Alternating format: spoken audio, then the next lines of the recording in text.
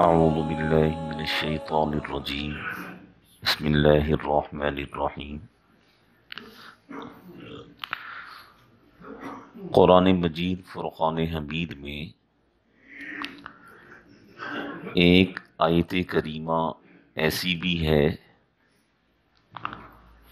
جس کے حکم پر عمل کرنے کا اعزاز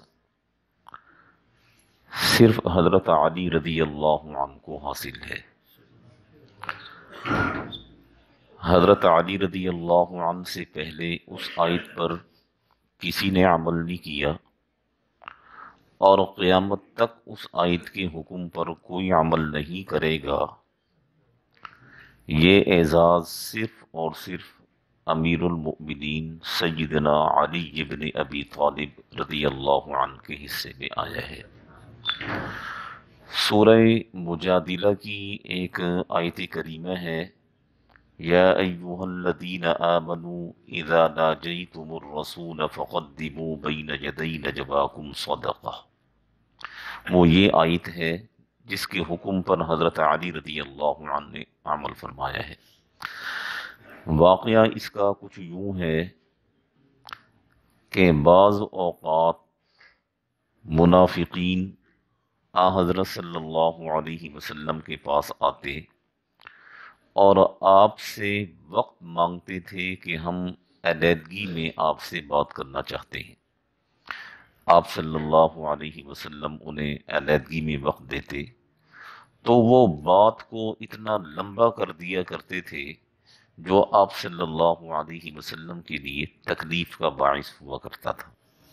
بعض اوقات سادہ لوگ مسلمان بھی ان کا بھی علیحدگی میں وقت دیا کرتے تھے تو ان کی گفتگو بھی لمبی ہو جایا کرتی تھی جس سے آپ صلی اللہ علیہ وسلم کو تکلیف ہوتی تھی۔ تو اللہ تعالیٰ نے یہ آیت نازل فرمائی، اذا ناجیتم الرسول، کہ تم میں سے جس نے بھی ہمارے رسول سے علیحدگی میں سرگوشی کرنی ہو، علیحدگی میں بات کرنی ہو، فقدموا بین یدی نجواکم صدقہ، اسے چاہیے کہ پہلے وہ صدقہ دے پھر وہ ہمارے حبیب سے گفتگو کرے۔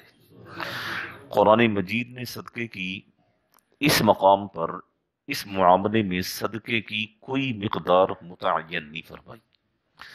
تو سب سے پہلے حضرت علی رضی اللہ عنہ نے 1 دینار صدقہ دیا اور آپ صلی اللہ علیہ وسلم سے علیحدگی میں گفتگو فرمائی۔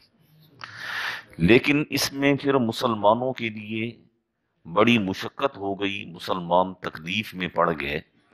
جس نے ضروری کوئی بات کرنی ہوا کرتی تھی اس کے پاس جب درہم دینار نہیں ہوا کرتے تھے تو وہ ضروری بات کرنے سے بھی رہ جایا کرتے تھے، تو اللہ تعالیٰ نے پھر اگلی آیت میں اس حکم کو منسوخ فرما دیا اور اس آیت کے حکم پر عمل کرنے کا اعزاز حضرت علی رضی اللہ عنہ کے حصے میں آیا کہ آپ نے 1 دینار صدقہ دیا۔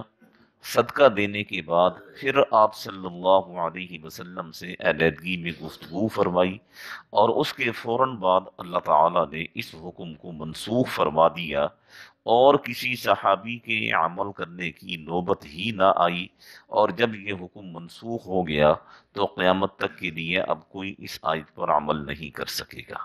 اس لیے لکھا ہے کہ یہ وہ آیت ہے جس پر عمل کرنے کا اعزاز صرف اور صرف حضرت علی رضی اللہ عنہ کے حصے میں آیا ہے۔ اللہ تعالی ہم سب کو سمجھنے کی، عمل کرنے کی توفیق نصیب۔